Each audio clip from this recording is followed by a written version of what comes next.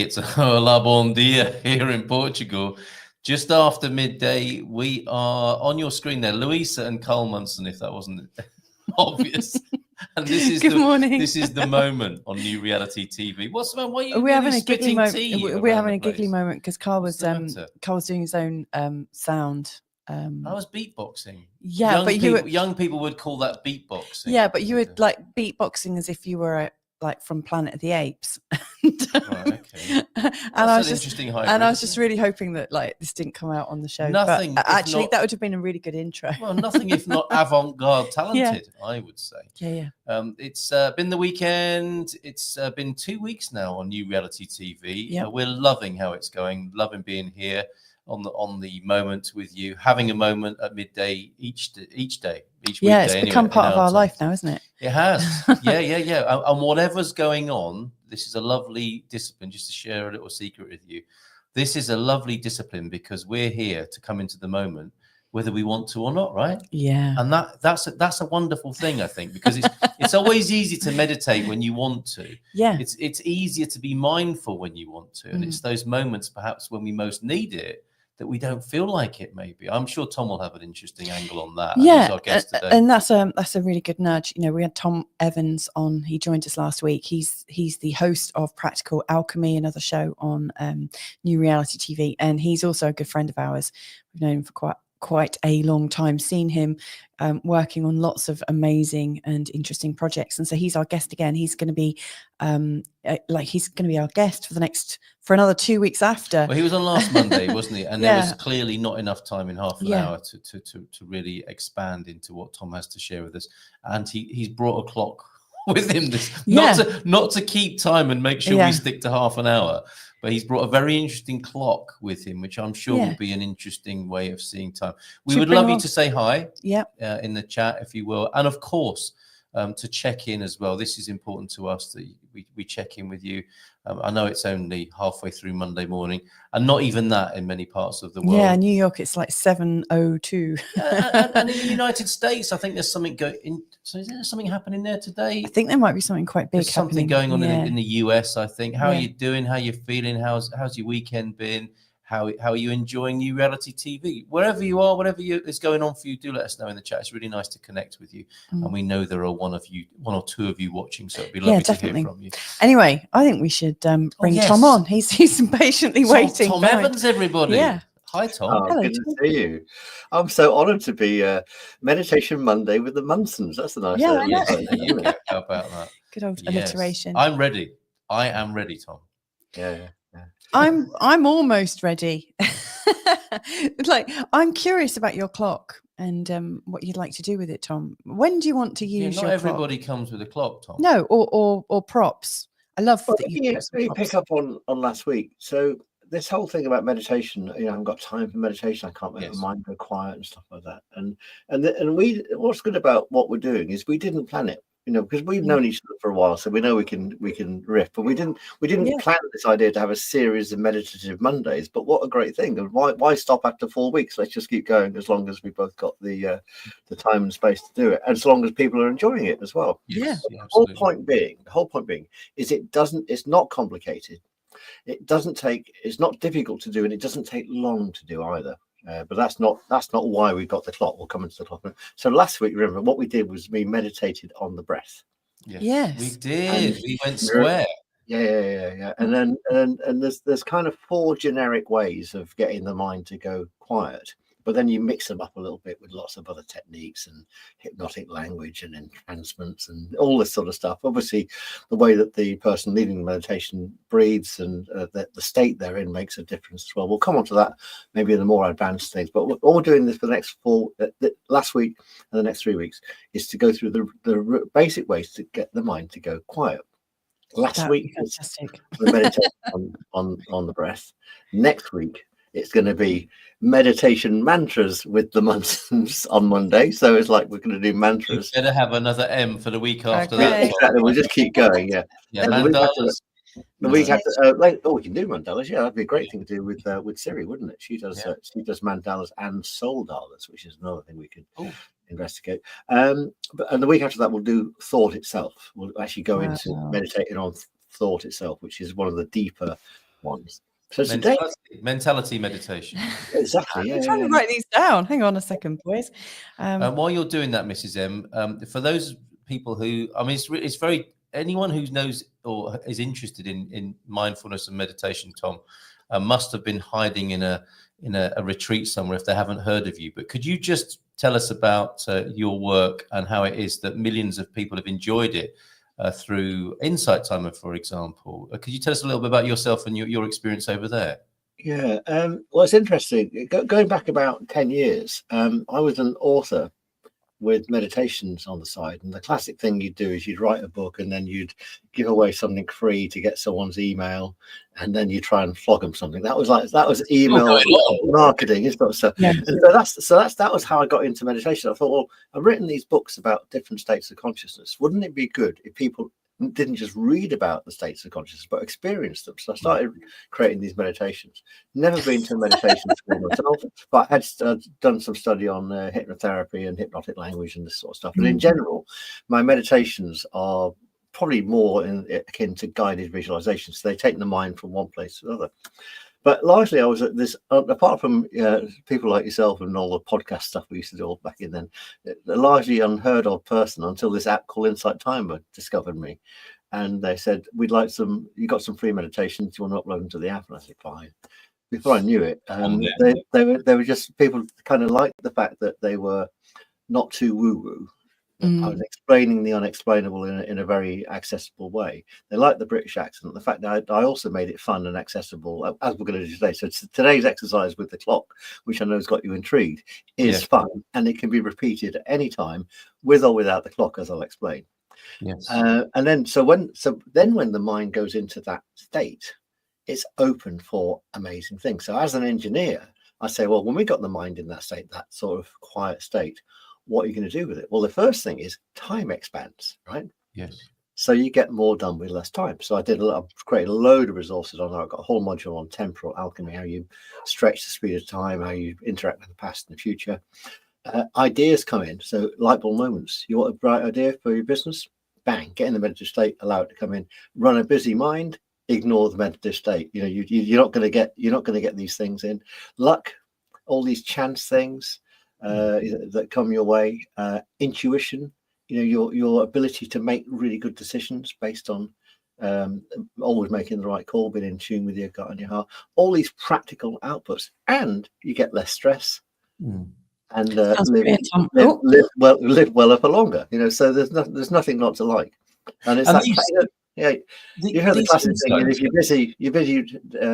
you're busy, take 10 minutes out to meditate. You're really busy, take an hour out to meditate. Yes, absolutely. And these insights, these technologies, whatever you might call them, approaches, have always been available to us, haven't they? It's just that they've been eclipsed by other stronger thought forms and narratives in most recent time, possibly.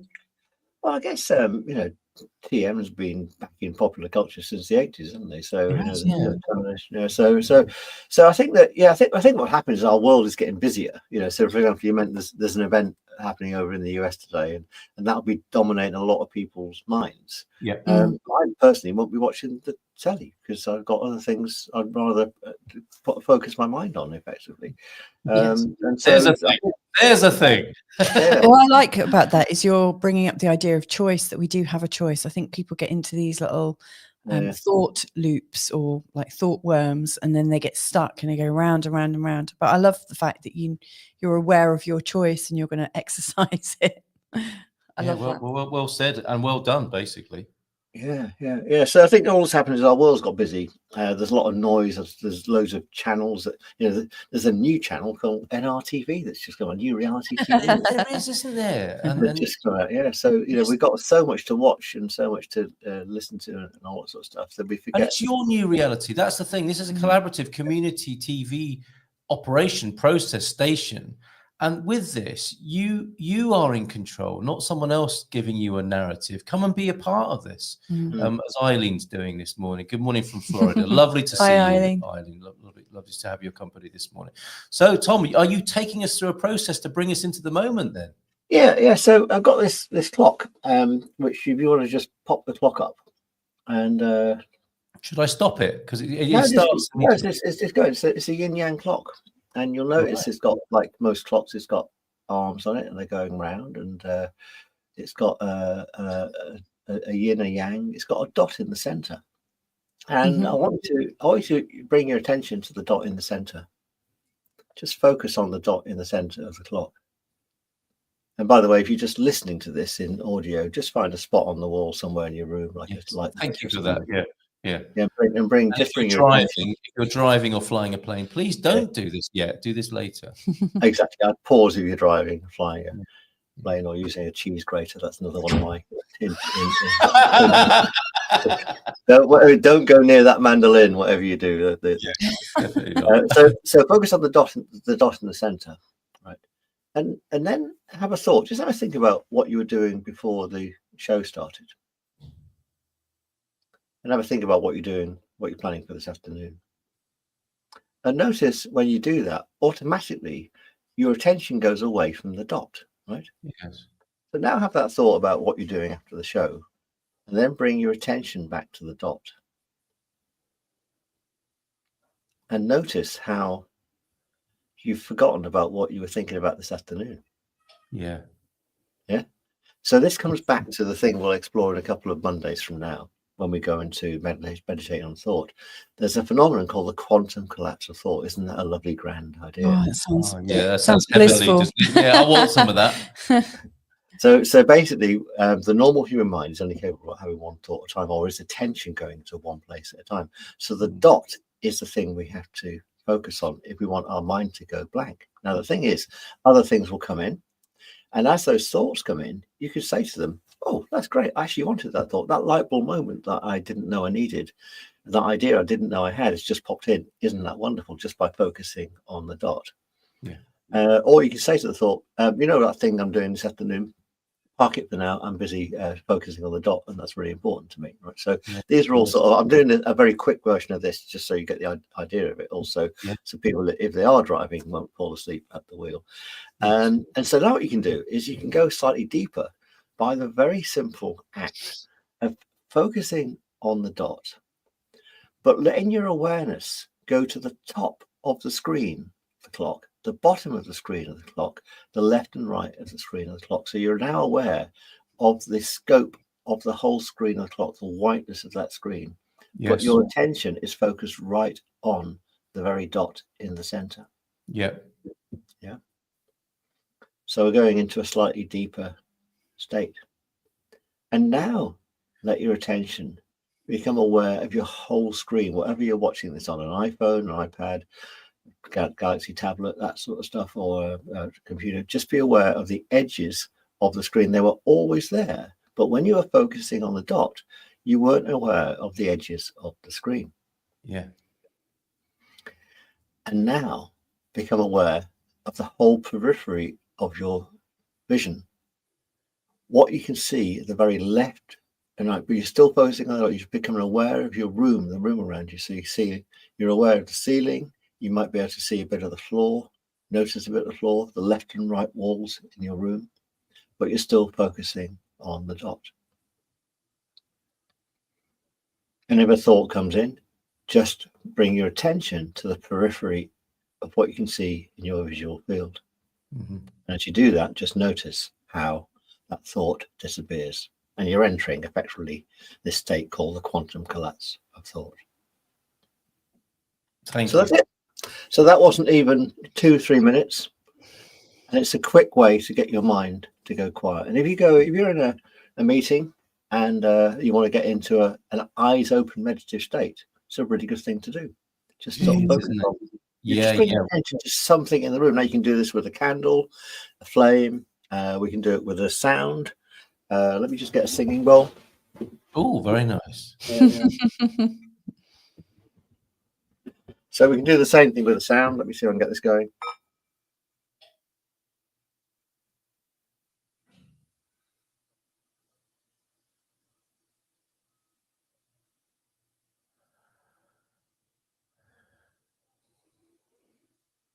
Bring your attention to the sound, the thoughts abate. Yes. Yeah.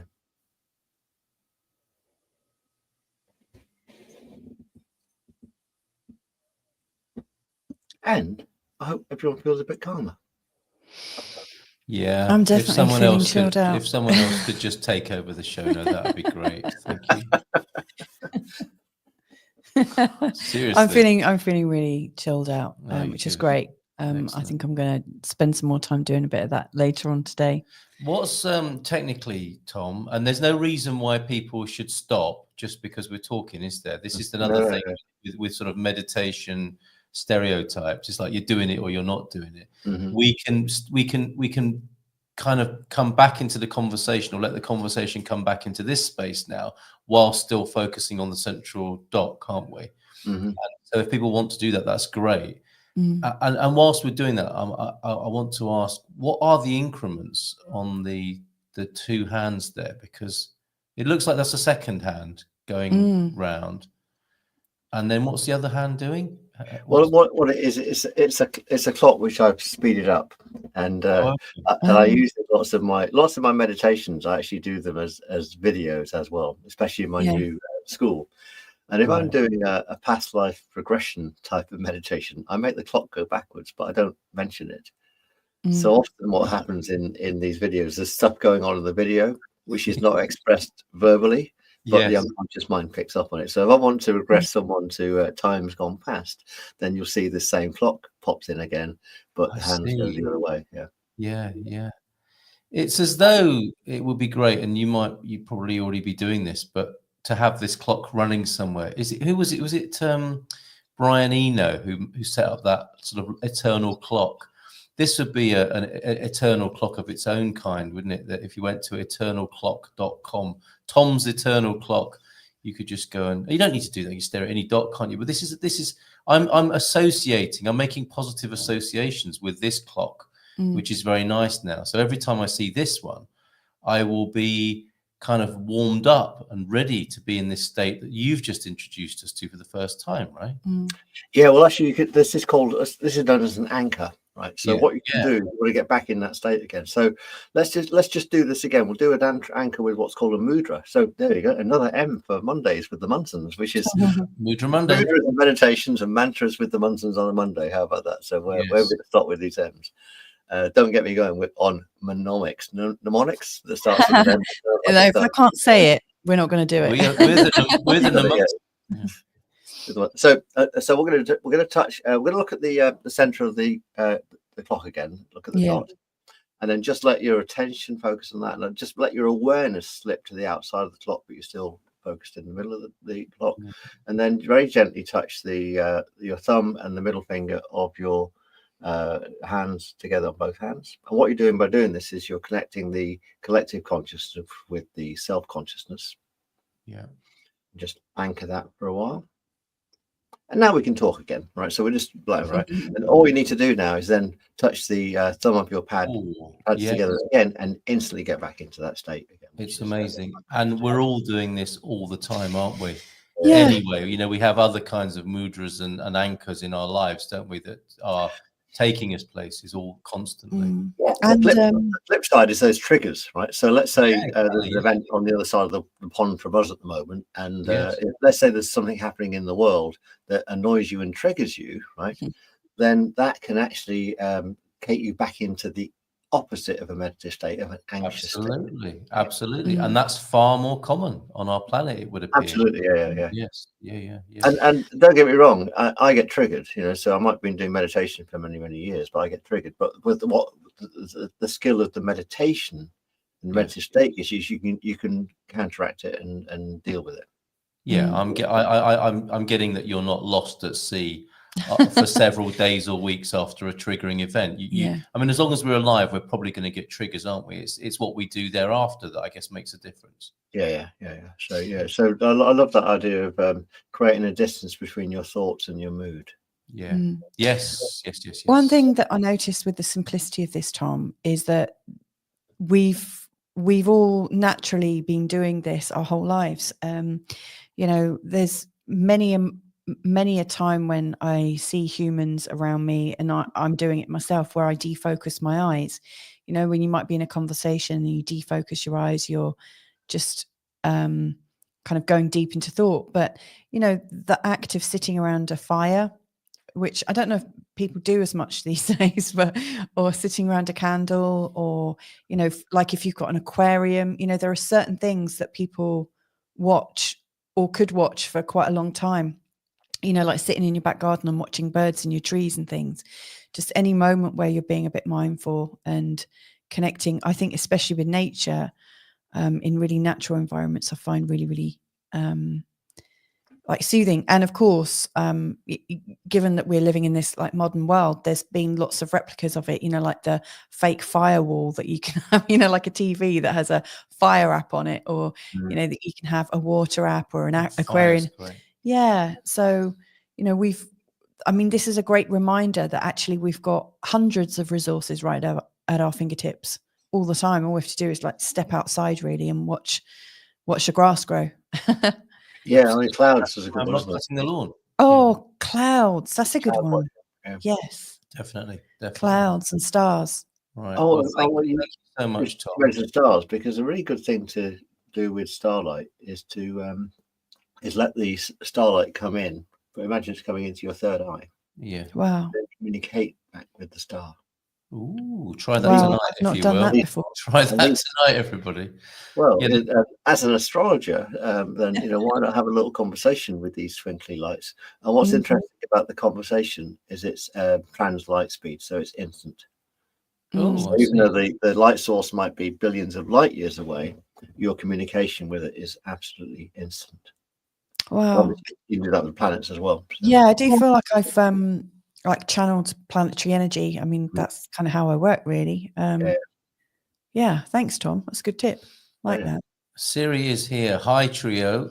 Hello to Hi, you, Siri. You were mentioned earlier on. And you are here. Just a question. Would you like to know what the soul dollar of Louisa and Carla? Of yes, course please. We would. Definitely. Yes, please. I'm just painting it, watching you two now. I'd love to see that. Yeah, please. We'll show it tomorrow. I mean, if you're capturing that and you can send it to us, we'll definitely start with it tomorrow morning. Other defocusing, I think it's fair to say that's what's going on with feedback and comments here. I stare at a drawing on my bulletin board over my desk during Zoom meetings presumably for that same effect. Or is it that the people on the Zoom meetings are so boring, Eileen? But anyway. Oh, yes, Donna Marie. Yes, we used to do chickens this, didn't are great. we? Stars, rivers, clouds. There are so many things and shadows cast by clouds on the landscape. Also beautiful things. But we used to actually go inside our chicken coop and sit with the chickens. I've been known to cuddle a chicken. And cuddle our chickens. They're really, really great to chill out with. Yes, I love chickens so much. In praise of chickens there. Oh, yeah, I could watch them for hours too. So thank you, Siri. Yes, please. Go outside and stand barefoot on the grass. Great grounding experience for me. Anyway, thank you, Eileen, for that. And yay, I will connect after the show. Love to you. Love to you. Right back at you there. And both, yes, the people on the Zoom call are boring, and that is an effective way of defocusing as well. And Siri, one day, what flashed through my head then, this is what Tom's talking about, I think, is these thoughts that come, they seem to just arrive, don't they? Mine was it like the scene from Titanic where Kate says to Leonardo, paint me like one of your French girls or draw me like one of your French girls. One day people will say, draw me like a Siri Soldala. Wow. Won't they? I think as well. And chill before the excitement to unfold. Hugh's quite invested in a certain event that's happening today. I hope that goes the way you want it to, Hugh. And of course, you may, if you watch the beginning of this show and you want to come back into your own sovereign domain over which you are master, just stare at the dot, my friend, right there, as in the way that Tom described to us.